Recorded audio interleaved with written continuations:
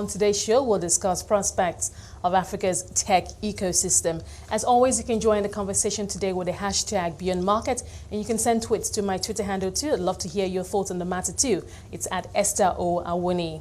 Now, so what are the prospects of Africa's tech ecosystem, and are African startups well equipped to face the changing dynamics in the tech ecosystem? Tomi Davies, president of the African Business Angel Network, joins me now to discuss this. Tomi, thank you for joining us today. Thank you very much. Let's start with, of course, the biggest news within the startups, African startups, the tech e-commerce space. That's the listing of Jumia on the New York Stock Exchange, first African tech startup to list and raise $200 million. I'd like to hear your thoughts on when the listing, how Jumia got to that point, and two, what this means, because what we're hearing is that this is a new chapter. It opens a new chapter for African startups. Well, it's interesting. I think the first debate that's been on Twitter, on the radio waves, is Jumia actually an African startup? And of course, my question is, what exactly constitutes an African startup? Is it where you pay your taxes? Is it the market you're attacking? Or is it actually the people that run the company? In Jumia's case, it's an interesting mix for that purpose. So it pays taxes in Germany. Okay. Its executive team, I believe, is in Dubai. Its development team is in Portugal, but its market is in Africa. So it's created an interesting question on that front. But I think I'm in agreement that this actually marks a turning point. Okay, the African tech ecosystem has been building up to this for quite a while. And if you look at the numbers in terms of what kind of investments we've been seeing going into the tech ecosystem, it's been on the rise, almost doubling year on year for the last couple of years. So, but what would you say is changing in terms of how these startups market themselves and the kind of value that angel investors or just investors see in these companies? Well, investors have always seen value, and I think it's more a question of capital maturity and the fact that, well, the West and everywhere else is slowing down. So we're starting to see growth and, more importantly, an appetite for risk. So it's that risk appetite that's saying, well, let's take a punt in Africa, and we're starting to see that manifest in terms of funds.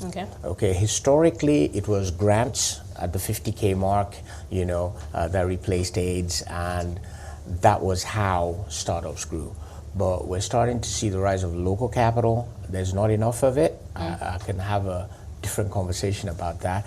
But probably more importantly, the VC funds are coming.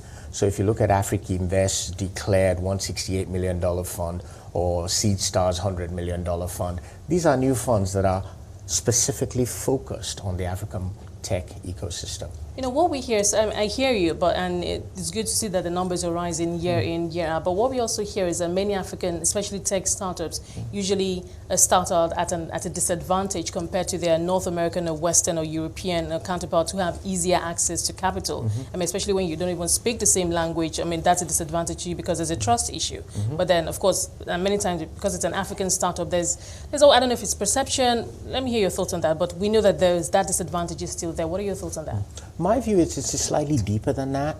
We don't have the research and development base that North America or China has. So when you look at our tech entrepreneurs, we're talking of applied technology that wasn't created on the continent. We're starting slowly, very, very slowly, to see that change, but that's where the fundamental issues are.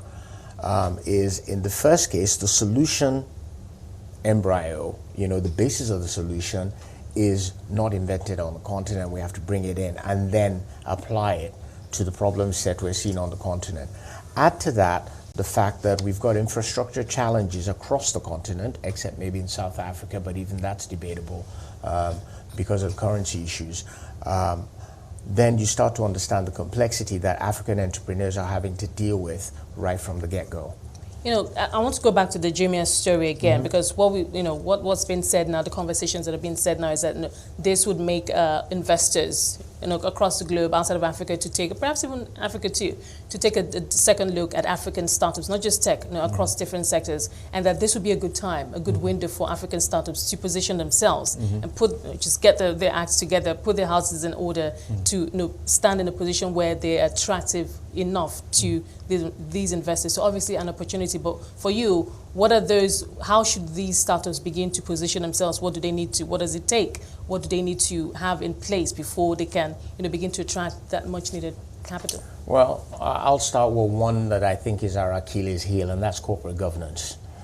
Okay, I don't see enough of it in our startups. I don't see an appetite or an understanding of it. The approach also to markets is another fundamental thing, where we tend to look at Africa as a monolithic whole, but there are actually 55 jurisdictions on the continent, and until the CFTA, the Continental Free Trade Area, comes to be, it is 55, and you have to deal with that. So you've got 200 million people in Nigeria, but Ghana's only got less than 30 million people. So you're having to look at your jurisdictional overheads also, and that creates an interesting challenge. So what do you see, I mean, for corporate governance, you don't see anything changing? Do you think that, I mean, I'm just thinking that if that is a problem and if it's been identified, I mean, I'm hoping it's been identified, what do you see startups doing about it, and what are investors, I mean, do they just pass them over and go, if you're passing one over, you're going on to the next, and there's the same problem, what do you do? I mean, well, to start with, there's a jurisdictional issue, like I highlighted. Where are you incorporated? Okay. How many Nigerian incorporated companies would get international funding? It's an open question. How many companies that actually are open in Mauritius, for example, or Seychelles, would get funding? I would almost be willing to bet that the Mauritius company would get funding faster than the Nigerian company, because there's a perception of appropriate corporate governance in the Mauritian jurisdiction as opposed to the Nigerian one. So what we found is that cross-border investments or cross-border investors tend to look at those neutral grounds like Mauritius, pretty much like they do in Luxembourg in Europe or Delaware in the United States. Where would you put Nigeria, I mean, in terms of perception, I mean, the quality of the startups that we have and the ability to attract good investors? Oh, there's absolutely no doubt we've got, amazing entrepreneurs, okay? Talent is evenly distributed. The issue we have is the ability to aggregate and scale. And even that, okay, we are slowly but steadily, if you look at what's happened with Flutterwave and Paystack, for example, we're starting to see them rise to that challenge. So I have no doubt, it's just a question of time and evolution. This is a nascent ecosystem. We're less than a decade old, but it is growing, and it is growing fast, and that's why people are starting to pay attention. Interesting. Now, for the funds flow, looking across the continent, what you've seen so far, where, I mean, you just said some good things about Mauritius, but I'm thinking about where the actual funds flow is, how it's flowing across the continent. Who's getting the biggest, piece of the pie? It's absolutely a no-brainer on that one. Nigeria is getting the biggest, okay, but if you look at ticket size, then it's South Africa. So we've got what we call the triumvirate getting the money, which is Nigeria, Kenya, and South Africa. The outlier, of course, is Egypt. Those are sort of the destinations for capital on the continent in terms of the tech ecosystems. Nigeria is, I think since 2018 has been the largest, but that's because of the number of transactions. If you look at ticket size, South Africa is nearly double what's happening in Kenya, so Kenya coming third. Well, how do you see this changing? Because these are, I mean, very specific, and we can tell that, I mean, these countries, or at least a country like Nigeria, has size and the quality of entrepreneurship. But I'm thinking that so that nobody gets left behind. I mean, what about other African countries? What do you see them doing? And are investors looking for gems, looking for that diamond in the rough, if you will, in some countries that are not particularly on the map, but could have that potential? Oh yes, and there's a lot happening there. You've got what's happening in Francophone Africa, for example, with the President Macron's announcement of funding that is going direct into those ecosystems. So there's a lot of activity happening, and I know for a fact that between Mali, Morocco, Senegal, and Tunisia, that the tech ecosystems are actually quite bubbly. Okay. Now, but what do you see, I mean, in terms of impact investing? I mean, let's talk about that impact investing. What are the trends that you see right now? What's changing, and how is that just, changing the way startups themselves put themselves together? Well, impact investing has the concept of the double bottom line. So it's make money while doing good. And we're starting to see that energy and agriculture, for example, are becoming prime beneficiaries. I'm hoping that as we go along, education and health get their fair share of this kind of capital. But if I said that I could see the results, I'd say, no, I can't yet because it's very early stage. The whole concept of impact investing on the continent is less than 5 years old. So how can we scale that? I mean, what do we need to do to give it more momentum? Awareness, education. But I think what we are also lacking is an education of the actual investors. We've got a lot of money sitting on the continent. They're sitting in pension funds, they're sitting in other institutional investors. What is happening is it's not making its way into early stage entrepreneurship yet. And even though you find that pension funds are allowed to do up to 10%, I don't think there's any of them on the continent that's doing up to 1%, either in private equity or venture capital. There's a risk factor there. I mean, yeah, they love fixed income, but that's why the regulation says 10%. But if it says 10% and you're 1%, yeah. And they could do better. To be honest with you, in my opinion, they could do better because then they don't have the foreign exchange exposure because it's local investment on local cash, and diversifying the portfolio can only be healthy. Interesting. Now, but we talk a lot, it would appear that there's a lot of focus on tech. I mean, you just mentioned some other sectors, but I'm interested in, I mean, those investments that we're seeing going into other key, sectors, other, just, maybe, obviously not tech, but other sectors. But what are the sectors that you see where those funds are going into that you think that could compete with the tech sector? Well, I have to put a disclaimer in that my primary focus is tech and tech-enabled. So when I talk about I talk about agri-tech. Tech, okay. Same thing with health, same thing with education, because again, tech is becoming an underlying infrastructure to just about all the sectors that we are talking about here. Okay, Tomi, we'll take a short break. Thank you for your time so far. We'll come back and pick it from where we left off. I'll be speaking to Tomi Davies. He's the president of the African Business Angel. If you're just joining us, Tomi Davies, president of the African Business Angel Network, is with us today, and we're discussing prospects of Africa's tech ecosystem. Thank you, Tomi, for your time so far. Let's talk about the work. I mean, you're the president of the African Business Angel Network. Talk to us about, I mean, the kind of work that you do and how, I mean, what you see on the continent in terms of the funds flow into investments into startups. Well, the African Business Angel Network is actually a network of networks.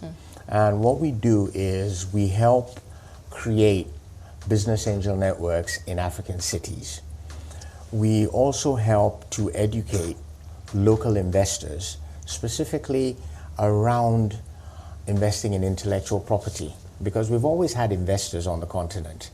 What has changed is tech has introduced a dynamic where intellectual property is an asset, just like tangible assets are. So that's sort of the second mandate. And the third and final is actually engaging with policymakers so that they can understand and help to ensure that angel investing is a development asset class that they can actually That last point is quite interesting. I mean, so what's the impact? What's been the feedback so far in terms of how you're engaging and what the kind of body language and feedback that you're getting? Well, we are currently in the process of finalizing an MOU with the African Union, which is quite encouraging. We started in 2015. There were 5 networks. As of last year, I believe we've risen to about 26 investing networks and then 60 groups. So it is growing. It's nascent, it's slow, but it is having an impact in terms of the number of startups that are now finding funding within their own cities. Well, many times for many of these startups, and I use Nigeria as an example, the mortality rate is usually very high. Correct. When they come out, they started with very high hopes. The technology is good, the idea behind it is fantastic.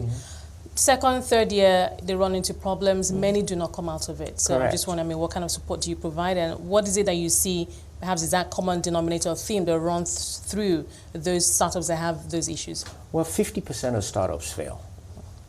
It's a known fact. And nobody knows which one is not going to fail. What angel investors do is they actually provide personal capital in the form of a little bit of cash, not at the VC 250, $500,000. It's small ticket sizes, typically $10,000 to $15,000. Maybe up to 25. Second, they provide connections, because business angels tend to be well-connected business people or entrepreneurs or professionals themselves. And third, which is the most important, is they provide mentoring and advisory, to their investees. So that is how we de-risk and ensure that we encourage the value creation. That I've heard about the issue of mentoring, that yes, we talk about it, that it's needed, we see it happening, but it would appear that there's still not enough of that happening. How do we, I don't know, it's policy, how do we, maybe through networks such as yours, how do we scale that, ensure that at least as many startups as possible, get the mentoring that they need? It's funny you should ask that, because that's why I'm in Lagos, actually, was working with GIZ. There's a mentoring program that GIZ has under what is called the Make IT for Africa program, where we're actually training people on how to be mentors, because this is not something that comes natural. So we find potential mentors, train them up, and then hook them up with startup entrepreneurs.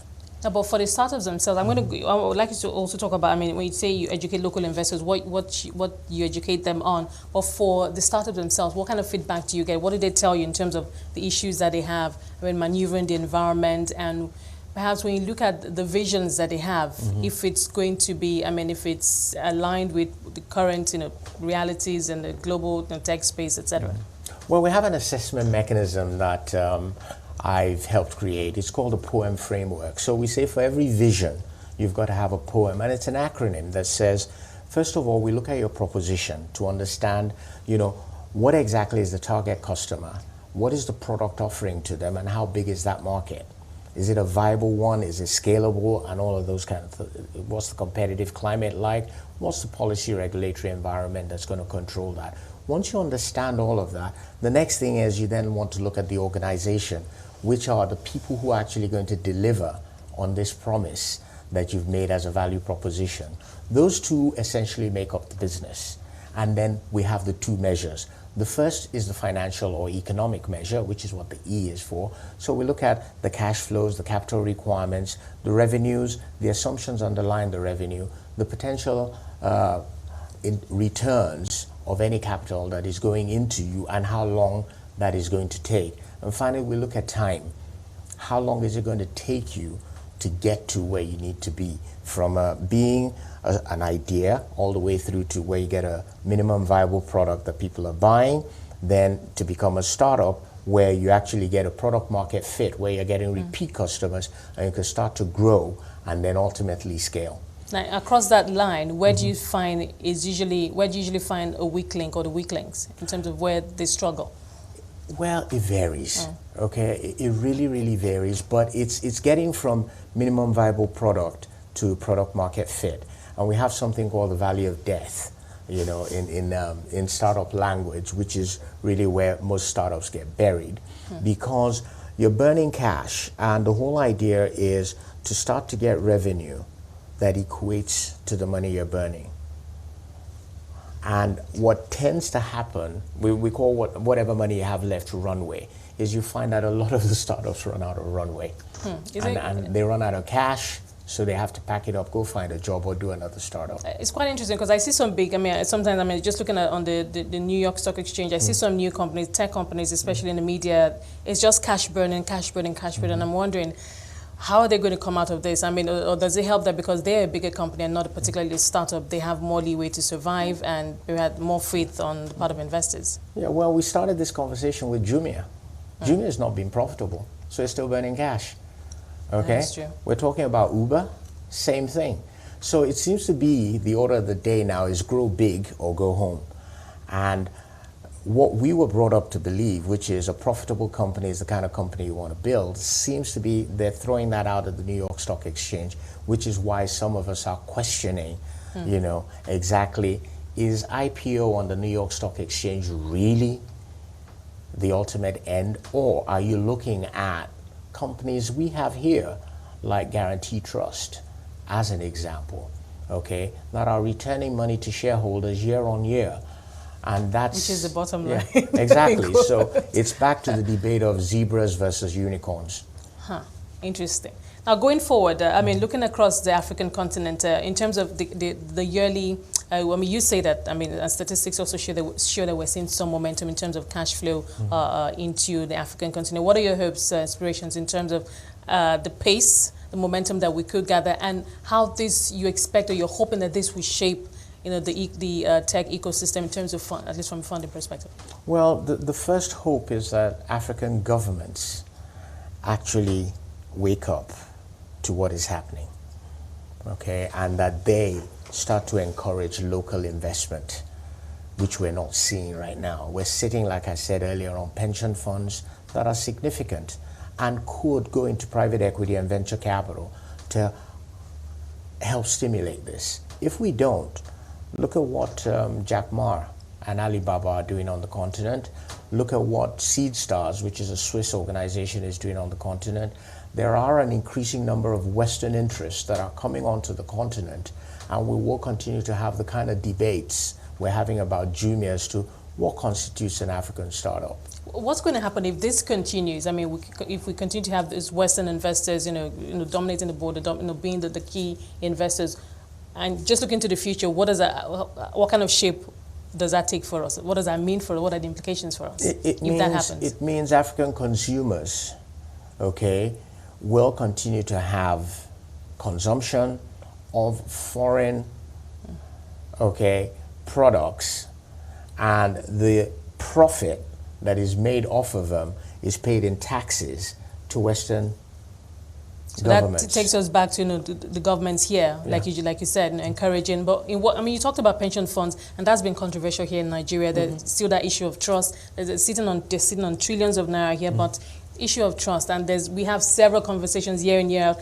How can we unlock these funds? And we bring the PFA, bring the pension guys to the table, and they say the same thing. Look, these are monies that people have worked for, you know, 20, 30, 40 years. We have to be extremely careful. We do not see the right products, we do not see the right structure, and therefore we cannot take that risk. I fully agree with them as somebody who's relying on them to deliver. Yes. But what again I'm saying is the 10%, okay, there's 10% of that, which if they manage prudently, they then start to compete, and I mean compete. They will be competing with pension funds from everywhere else in the world that are starting to put money in Africa. That's all I'm saying. Look at what other people around the world are doing. They're coming here, okay? The money we talked about, you know, last year, depending on who you talk to, from between $700 and $1.2 billion came onto the continent into the ecosystem in investments. This money did not all come from personal investments. Some of them are institutional funds. We've got money going into funds of funds. So there are mechanisms, and there are de-risking mechanisms in place for doing this. And all I'm suggesting is that we could probably do a better job of educating our PFAs. Okay. Making a tailor-made model for ourselves, or copying, or just looking around. I don't know which. Let's look. I mean, China's doing stuff. The US is doing stuff. All of them are looking at emerging markets, but emerging markets aren't looking at themselves. Why is that? Interesting. Well, let me ask you, what do you like most about, I mean, the African tech space is vibrant, is growing. What do you like the most about it? What excites you the most about it? Youthful exuberance. Is that a good thing? Because yes, you know, when that phrase is used. It is, because you see, the older you get, the more shackled you get with what can go wrong, the more risk averse you get. And it means, you know, you are not as brash. Like the question somebody raised, could Mark Zuckerberg build a Facebook today? As an example, okay? Could Larry and Sergey build a Google today? There's something about youth that allows you, okay, to have a risk appetite that just those of us, the older you get, you can't have it. And when you consider that the average age in Nigeria is slightly under 18, you can imagine the dynamics there. And I think that bodes well for us if we're able to tap into that, especially give them the STEM type of education they need so that they can become techpreneurs of the future. Techpreneurs, I like that. Tomi, I must thank you for your time today. Thank you so much for being a guest on our show. Very insightful there, and of course, we're wishing that, of course, we're hoping we'll see this sector grow in leaps and bounds. Thank you for talking to us today. I've been speaking to Tomi Davies. He's the president of the African Business Angel Network. With that said, on Beyond Markets, thank you so much for being a part of it. Remember, you can watch the show at 5 p.m. West African time daily and have access to all previous episodes of the show on our website. That's cnbcafrica.com. You can also stay engaged with the hashtag Beyond Markets, and of course you can follow my Twitter handle too at Esther Awoniyi. From myself and the team, it's bye for now.